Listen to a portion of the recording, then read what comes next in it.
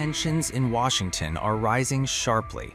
Overnight, President Donald Trump was briefed by U.S. Central Command Commander Admiral Brad Cooper on military options against Iran. The briefing reportedly covered potential strike scenarios alongside diplomatic efforts to prevent a wider war. In the Middle East tonight, the path ahead may hinge on decisions being weighed in the Situation Room. Even as military plans are discussed, diplomacy continues. In an interview with The Washington Post, Vice President J.D. Vance says Washington wants to avoid a prolonged Middle East conflict. He is expected to meet Oman's foreign minister in Washington, part of ongoing efforts to keep negotiations alive. For the administration, the message is clear: pressure Iran but prevent a war that spirals out of control. Recent negotiations in Geneva failed to produce a breakthrough. American officials reportedly left frustrated, while Iranian leaders rejected key proposals. Washington is demanding Iran dismantle major nuclear facilities and accept permanent restrictions.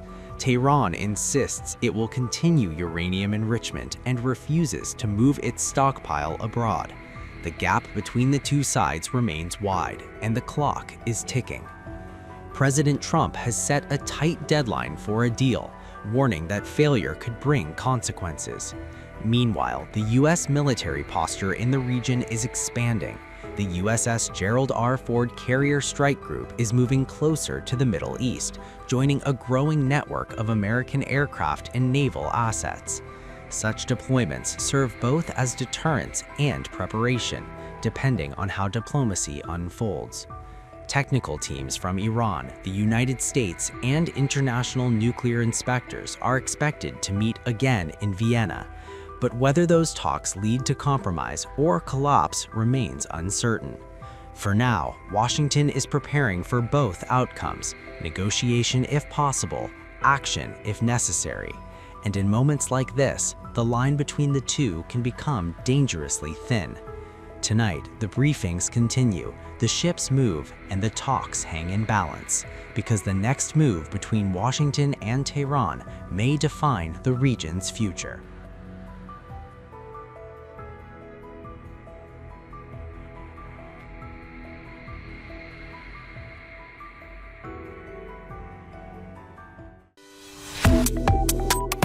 Subscribe to One India and never miss an update.